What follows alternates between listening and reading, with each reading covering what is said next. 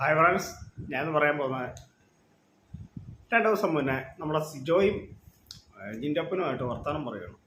ആ വർത്തമാനം പറയുന്നതിന് ഇടയ്ക്ക് ജിൻറ്റപ്പൻ പറയുന്നുണ്ട്, എനിക്ക് അവളോടൊരു ചെറിയ ഇഷ്ടമുണ്ടടാ എന്ന് പറയുന്നുണ്ട്. അപ്പം അത് ആരോടാണ്? നിങ്ങൾ ആ വീഡിയോ കണ്ടോ എന്ന് എനിക്കറിയില്ല. കണ്ടിട്ടുണ്ടോ ആയിരിക്കാം ഒരു പക്ഷേ. അതിൽ ഇഷ്ടമെന്ന് പറയുമ്പോൾ ചിലപ്പോൾ ഒരു സഹോദരിയുടെ ഇഷ്ടമായിരിക്കും, ചിലപ്പോൾ ഒരു ക്രഷ് ആയിരിക്കാം, ചിലപ്പോൾ ഒരു ഫ്രണ്ടായിട്ടുള്ള ഒരു ഇഷ്ടമായിരിക്കാം. അതേക്കുറിച്ചൊന്നും ഞാൻ പറയുന്നില്ല. അങ്ങനെ ഒരു ഇത് ജിൻറ്റപ്പൻ പറഞ്ഞിട്ടുണ്ട്. അത് നമ്മുടെ അൻസിബയെക്കുറിച്ചാണ്.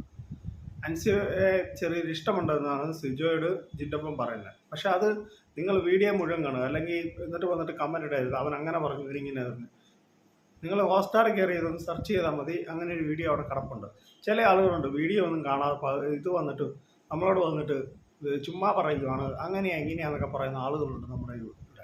അപ്പോൾ അവർ ആ വീഡിയോ ഒന്ന് മുഴുവൻ കാണുക. ഞാൻ പറയുന്നത് നിങ്ങൾ മുഴുവൻ കേട്ടതിന് ശേഷം കമൻറ്റ് ഇടുക. ഓക്കെ, നമ്മൾ ഈ ചാനലിലൂടെ നിങ്ങൾ സത്യസന്ധമായ വാർത്തകൾ മാത്രമേ ഞാൻ ഇടാറുള്ളൂ, അല്ലാതെ എൻ്റെ റീച്ചിന് വേണ്ടി ഞാനുള്ള വീഡിയോ ഒന്നും ഞാൻ ഇടാറില്ല.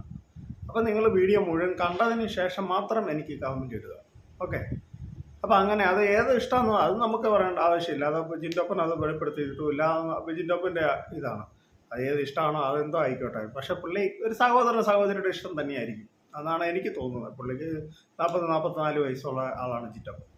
അനുസരിക്കാൻ ഒരു 32 വയസ്സേ ഉള്ളൂ. അപ്പം അതായിരിക്കാം. പിന്നെ അങ്ങനെ ഒരു വാർത്ത ഇപ്പോൾ സോഷ്യൽ മീഡിയ കൊണ്ട് നടന്നുകൊണ്ടിരിക്കുകയാണ്. അപ്പോൾ എല്ലാ സോഷ്യൽ മീഡിയയിലും ഇങ്ങനൊരു വാർത്ത ഉണ്ട്. അപ്പോൾ നിങ്ങൾ ഒന്ന് സെർച്ച് ചെയ്ത് നോക്കിയാൽ മതി. അപ്പോൾ ആ വാർത്ത നിങ്ങൾക്ക് കാണാൻ പറ്റും. അപ്പോൾ അത് ഞാൻ നിങ്ങളിലേക്ക് ഒന്ന് എത്തിച്ചെന്നേ ഉള്ളൂ. അപ്പോൾ എൻ്റെ കൊച്ചു വീഡിയോ ഇവിടെ അവസാനിക്കുകയാണ്. നിങ്ങൾക്ക് ഇഷ്ടമായെങ്കിൽ വീഡിയോ ലൈക്ക് ചെയ്യുക, ഷെയർ ചെയ്യുക, ചാനൽ സബ്സ്ക്രൈബ് ചെയ്യുക. മാക്സിമം ഒന്ന് ഷെയർ ചെയ്യുകയാണെങ്കിൽ നിങ്ങൾക്ക് മറ്റുള്ളവരിലേക്ക് നല്ല സത്യസന്ധമായ വാർത്ത എത്തിക്കാൻ പറ്റും. അപ്പോൾ താങ്ക് യു.